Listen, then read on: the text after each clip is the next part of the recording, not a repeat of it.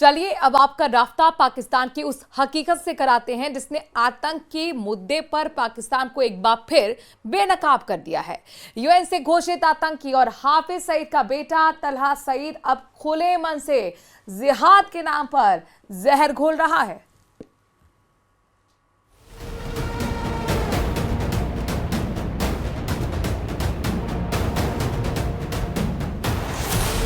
आतंकी का वीडियो, आतंकिस्तान बेनकाब। अल्लाह ताला उन लोगों से मोहब्बत करता है, प्यार करता है जो अल्लाह के रास्ते में जिहाद और क़िताल करते हैं।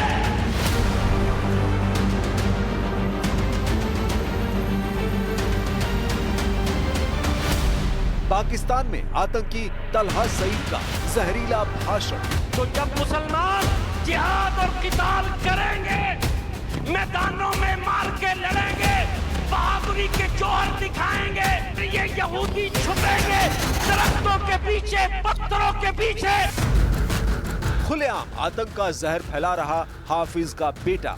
गज़वा हिंद के हवाले से हो या फिलिस्तीन के जिहाद के हवाले से हो, ये मामलात ये जिहाद की तरफ आगे बढ़ेंगे। आतंकी हाफिज सईद के बेटे तलहा सईद का ये वीडियो आतंकिस्तान की पोल खोलने वाला है, जो पाकिस्तान दुनिया के सामने घड़ियाली आंसू बहाकर खुद को आतंकवाद से पीड़ित बताता है। उसकी सच्चाई इस वीडियो में देखिए।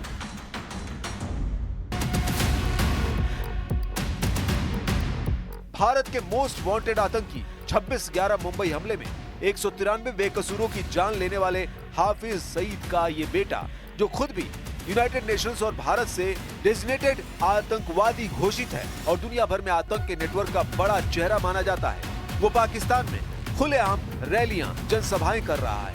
आतंकी तलहा सईद खुलेआम मंचों से कैसे जहर उगल रहा है और जिहाद के नाम पर आतंकवाद के लिए लोगों को भड़का रहा है, आप खुद सुनिए।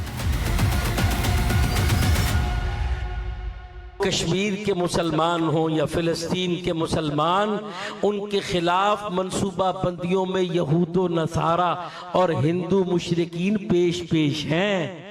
इनका ये सारा गठजोड़ है।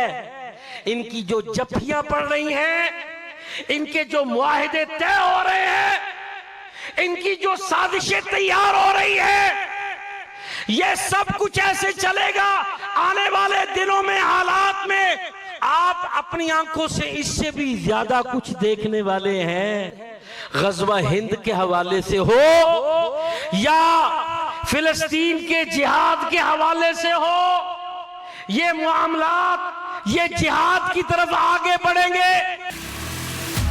सबसे हैरान करने वाली बात यह है कि रैली में पाकिस्तान के कई बड़े राजनेता भी शामिल थे। रैली के लिए हाफिज सईद के पोस्टर्स के साथ पाकिस्तानी आर्मी चीफ आसिम मुनीर के भी पोस्टर लगाए गए और इस बड़े मंच से हाफिज के बेटे ने जमकर जहर उगला। उसने कहा, जो लोग फिलिस्तीन और कश्मीर के जिहाद में दुआ देंगे या मदद करेंगे, उन्हें अल्लाह ताकत और कामयाबी देगा। ये गाजा फिलिस्तीन का जिहाद अभी और आगे बढ़ेगा और जो इसका विरोध करेगा उसे नतीजे भुगतने पड़ेंगे। सवाल यह है कि पाकिस्तान में बैठे ये आतंकी सरगना कैसे खुलेआम भारत के खिलाफ जहरीली बयानबाजी करते हैं और आतंकवाद के लिए युवाओं को उकसाते हैं। तो इसकी एक ही वजह है, आतंकवादियों को पाकिस्तान सरकार का पूर्ण समर्थन। पाकिस्तान की सरकार पर तलहा सईद को कितना भरोसा है, उसे आप उसके एक इंटरव्यू का हिस्सा देखकर समझिए। कुछ वक्त पहले पाकिस्तान में एक इंटरव्यू में जब तलहा सईद से ये पूछा गया कि क्या पाकिस्तान सरकार भारत की वर्षों पुरानी मांग को मानते हुए हाफिज सईद को भारत को सौंप सकती है, तो तलहा ने जवाब दिया, पाकिस्तान सरकार ऐसा करने के बारे में सोच भी नहीं सकती। उसने बताया कि पाकिस्तान में हाफिज सईद पूरी तरह से महफूज है और उसकी सेहत भी ठीक है। मेरे भाई, इंशाल्लाह हम ये समझते हैं कि पाकिस्तानी हुकूमत और रियासत किसी भी मोड़ पर इस तरह का कदम हरगिज़ नहीं उठा सकती। सेहत अल्हम्दुलिल्लाह उनकी पहले से बेहतर है और वो कुरान मजीद की तफसीर लिख रहे हैं। अल्हम्दुलिल्लाह तकरीबन 2 जिल्दें मुकम्मल हो गई हैं। बड़े एहतिमाम से वो कुरान मजीद की तिलावत और उसका अहतमाम और उसके लिए तफसीर लिखना, तो उनका बड़ा एक शानदार सुबह से लेकर शाम तक, रात तक एक बेहतरीन उनका शेड्यूल है। ऑपरेशन सिंदूर के बाद भारत का संदेश लेकर दुनिया के 33 देशों के राजधानियों का दौरा कर लौटी 7 सर्वदलीय टीमों को प्रधानमंत्री नरेंद्र मोदी ने डिनर पर बुलाया है। आतंक के मोर्चे पर पाकिस्तान को दुनिया के सामने बेनकाब कर लौटे डेलीगेशन से पीएम उनके दौरे को लेकर फीडबैक लेंगे। इधर ऑपरेशन सिंदूर को लेकर विपक्ष के सवाल भी जारी हैं।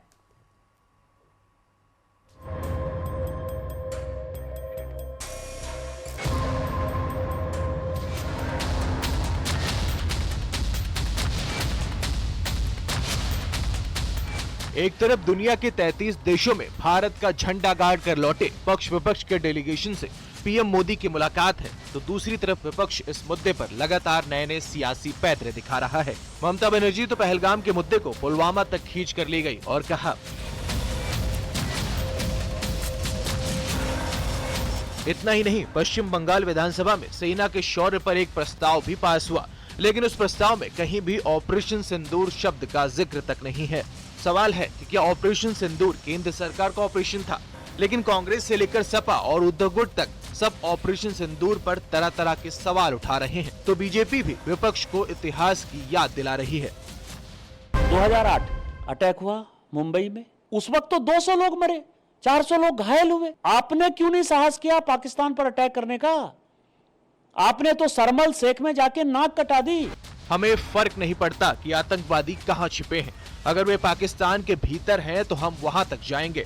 भारत अब आतंक के खिलाफ सीधे सैन्य कार्रवाई करने में हिचकेगा नहीं। शुरुआत से ही हमारा संदेश पाकिस्तान को यह था कि आप अगर रिएक्ट करोगे तो हमको भी जवाब देना पड़ेगा, लेकिन आप रुकोगे तो हम भी रुकेंगे, और जब उन्होंने रुका तो उसी वक्त भारत भी रुका। कोई हम पर युद्ध थोपेगा, भारत के अंदर आतंकवाद को प्रेरित और प्रोत्साहित करेगा, तो उसका जवाब सर्जिकल स्ट्राइक, एयर स्ट्राइक और ऑपरेशन सिंदूर ही होंगे।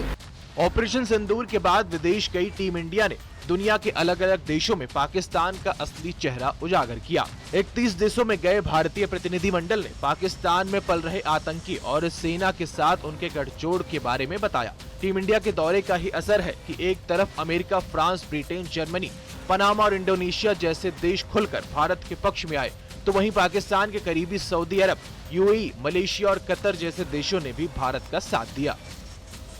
हमने ये भी बताया कि 4 बार हम कन्वेंशनल युद्ध लड़ चुके हैं। We have fought 4 conventional wars, 48, 65, 71 and Kargil war in 99।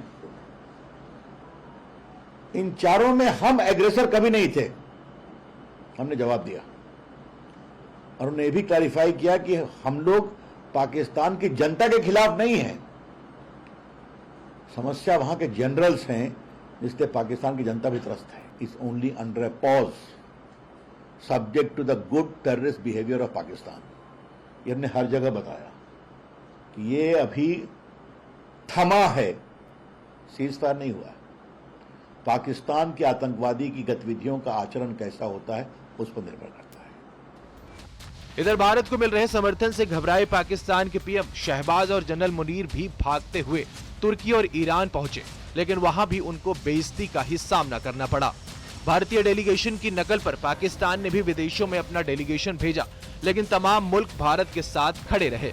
कुल मिलाकर विदेश गया भारतीय डेलीगेशन भी उतना ही कामयाब रहा जितना कि ऑपरेशन सिंदूर कामयाब रहा। Bureau report, news 18।